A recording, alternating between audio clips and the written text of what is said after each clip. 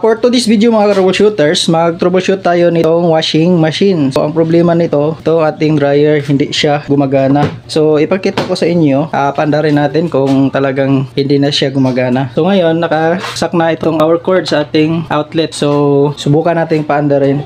Parinig ko sa inyo yung tunog pag pinaandar natin. Subukan natin switch. Yan, may ugong siya. Ayun o. Umuugong lang siya. So, sa mga ganitong problema mga ka-troubleshooters, posibleng yung kapasitor ang problema. Titingnan natin kung okay pa ba yung kanyang kapasitor. Tatanggalin ko muna mga ka-troubleshooters.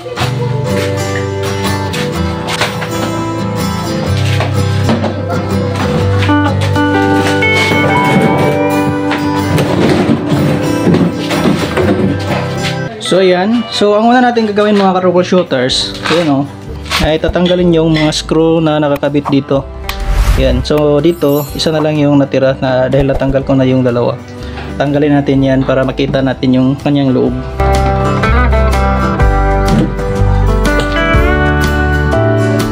Hindi na kayang tanggalin mga troubleshooters ng screw, kaya kailangan natin ng pliers. Subukan nating ipitin gamit yung plier.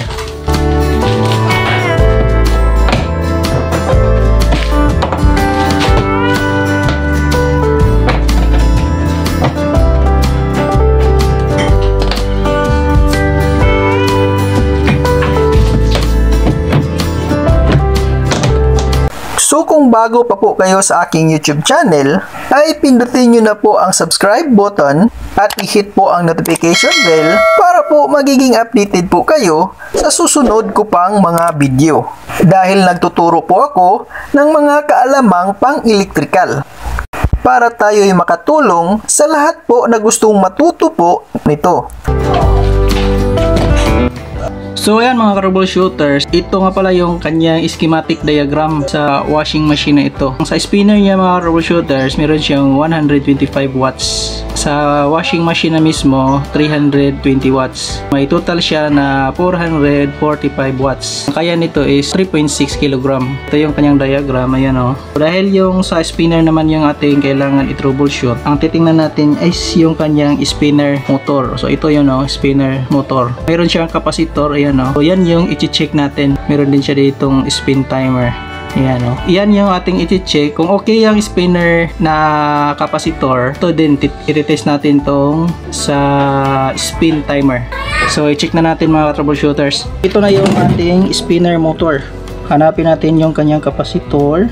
Tatanggalin lang natin to para dali nating makita. So posibleng ito na yung kapasitor na yun, pero posible ring hindi, dahil posible kasi itong kapasitor ito ng kabila, yung sa mismong sa washing na motor. So i-check natin kung ito ba talaga yung ating hinahanap na kapasitor. So tanggalin ko muna itong cable tie para talagang makita natin, matrace natin yung kanyang wiring. So ito yung wiring na patungo dito sa motor. So ito yung hanapin natin kung saan siya patungo. So saan nakalagay? Confirm. Yan o. Ito. Dumiritso siya dito. So ibig dual pala ito ka troubleshooters. May 3 UF siya, tapos may 9 UF. Di lang pala ito kapasitor na para sa ating spin motor, pati rin pala sa ating wash motor. Check natin to kung gumagana ba yung sa spin motor na kapasitor, kung tama pa ba yung kanyang UF or yung ating microfarad ng kapasitor. So hanapin natin kung ilang UF yung naka-rated sa ating spinner motor. So i-check natin. So ayan mga troubleshooters. So ayan, 3 UF siya mga troubleshooters. So ibig sabihin ito yung 3 UF na nagsusupply para sa ating spinner motor. So ito yung sa ating kapasitor na side, patungo dito sa ating kapasitor. Ito na wire. At saka ito. Kailangan natin muna itong ikat. Tingnan ninyo, siya yung patungo sa ating motor. Dalawang wire na nanggaling sa ating motor na dumiritso sa kapasitor. Ayan o. So blue. At saka itong violet. Ito yung dalawa. So ito yung side na 3UF at saka ito naman yung orange at saka yellow, siya yung 9UF. Ang ating ititest, ito lang, itong dalawang to, blue at saka violet. Kailangan natin i-disconnect siya ka-troubleshooters. Kahit isa lang bago tayo mag-tester. Dahil pag nag-test tayo na hindi siya naka-disconnect, possible may ma-read tayo na iba pang capacitor. Kahit saan dito ka-troubleshooters. Either itong violet or itong blue. So, tanggalin natin sa circuit. Itulin muna natin to. So, ito na yung ating tester ka-troubleshooters. Set muna natin to sa farad. So, ito. 200 farad. Ang kaya na i-test ng tester na ito ay hanggang 200 farad. Set na natin to. Ayan. So, nakaset na siya. So, subukan natin. Ito na yung wire. Yung i-test natin, yung mismong wire na patungo sa kapasitor. Subukan na natin. Dito. Ayan o. So, 2.9 UF. So, mayroon pa siyang 2.9 UF. Samantalang, dito, 3 UF siya. So, mayroon naman siyang nakalagay dito na 5% plus minus. So, ibig sabihin, okay pa ito. Balik natin to. Dahil okay naman yung ating kapasitor, na-check na natin, okay naman siya. Ang susunod nating i-check ay yung sa ating timer. Kung okay pa ba yung ating timer. Kung baka nag-loss connection siya. So, kailangan nating i-check. So, ito yung wire ng kanyang timer. Dalawang wire siya. Ito yung susubukan nating i-test kung okay pa ba siya. Sa nakikita ninyo, may 5 wire na paakyat. Ayan o. Patungo doon sa taas sa kanyang switch. So, itong tatlo na wire ay para ito sa timer ng wash. So, dito siya. Dito sa wash may ito forward at saka reverse. Samantalang ito sa spinner, isang ikot lang siya, diretso lang siya, wala siyang reverse, dalawang wire lang siya. So yan yung ating i-check na timer. Sa pag-check nito mga troubleshooters, dito na lang tayo sa kanyang dulo ng wire. Dito check natin yung continuity kung okay pa ba siya. Dahil paminsan-minsan nasisira yung spinner na timer, anong nangyayari, hindi rin gumagana yung motor. So subukan natin itong i-check kung okay pa ba siya. So ito yung i-check natin. Set natin yung ating tester sa resistance. So dito siya sa buzzer. Ayan, kaset na. Subukan natin patunogin. Ayan. So ito yung wire natin. Ayan, tusok lang natin yan dyan. Dito naman. Ayan. So ayan. So matapos nating matusok dyan sa dalawang dulo ng spinner switch or timer, isi-switch natin dito. Subukan natin siyang switch. Ayan. So ayan. So ayan o. Meron siyang na-reading na resistance. Oops, nawala.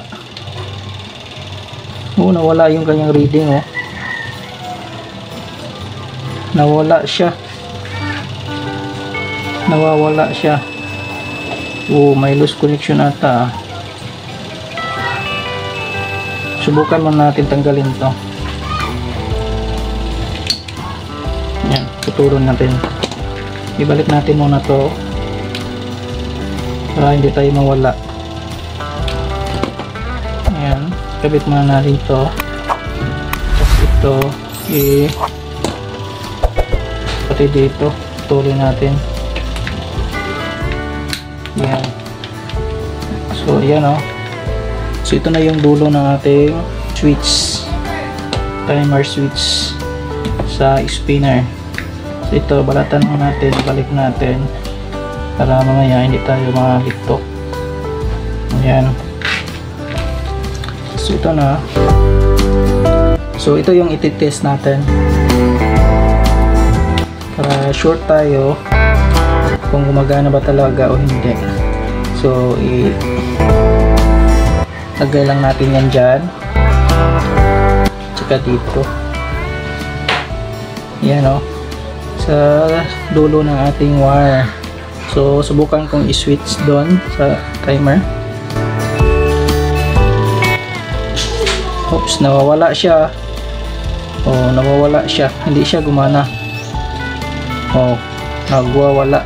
Oh, gumagana, hindi. Gumagana, hindi. Ayan, putol-putol siya. May problema yung ating timer. Subukan natin tong i-jump pair. Diretso na natin. Titingnan natin kung gagana yung ating spinner. So, ang gagawin natin mga troubleshooters, so yung pinagtanggalan natin ng ating timer, ito, dalawa. So, ang gagawin natin, i-shorted natin to. Diretso natin siya, idikit dyan. So, i-direct na natin na wala na siyang yung timer na switch sa ating spinner. So, subukan natin siyang i-direct. Yan. Direct natin. So, subukan natin kung gagana siya. Pero bago natin siya i-test sa voltahe, ang una muna natin gagawin, mag-continuity testing muna tayo. Subukan natin, talagang gumagana ba talaga yung ating motor. So, sa pamamagitan nito, sa ating continuity tester, malalaman natin kung okay pa yung ating motor. Ang gagawin lang natin, yung dalawang test prods natin ay lalagay natin dito sa kanyang power cord. Diyan lang natin ilagay. Tapos yung ating tester, nakaset siya sa resistance. So, ngayon, nakaset siya sa buzzer. So, subukan natin sa buzzer muna. So, i-switch ko dito sa kanyang timer. Switch ko na. Yun, gumagana na siya. So, sa nakikita ninyo, yan o. Wala siyang display. Ibig sabihin, walang resistance yung ating motor. Kaya pala hindi siya gumagana dahil sa may problema sa kanyang motor. So, kahit hindi pa natin siya nasaksak sa outlet mga troubleshooters, alam na natin na may problema yung ating motor. Para ma-confirm, subukan natin siyang isaksak. Pakita ko sa inyo na talagang kahit na na-direct na natin yung kanyang switch, yan o, wala pa rin tayong na-reading na resistance sa ating motor. So, subukan para natin siyang isaksak sa ating outlet kung talagang hindi siya gagana. So, saksak ko na siya, troubleshooters. Ayun o. Oh, hindi pa rin siya gumana. Umuugong lang siya. Posible dito, may sira yung starting coil niya. Kaya umugong lang siya. Pero hindi siya umikot. Dahil yung capacitance ng ating capacitor ay hindi umabot sa ating motor. Kaya ang nangyari, umuugong yung ating motor. Kahit pa subukan natin yan, test natin kung talagang may problema yung starting coil ng ating motor. So ito yung ating common. Subukan natin i-test. I-test natin sa kanyang running coil. Ito yung kanyang running coil, itong blue. So, subukan natin. Ayan o, may na-reading siya na 113 na resistance. Samantalang dito, yung kanyang starting, subukan natin kung gumana siya. Ayan o, wala siyang na-reading na resistance. Yan yung dahilan na yung capacitance ng ating capacitor ay hindi umabot sa ating motor. Kaya hindi siya gumana. So, may problema yung kanyang starting coil. So, ganyan lang siya kasimple mag-troubleshoot ng ating washing. Subukan nating i-order itong spinner motor sa Shopee. Dito ko na lang kayo. Gawa natin to ng part 2. Yung kanyang timer. Pati yan, order tayo ng replacement yan para mapagana na natin tong washing machine dryer.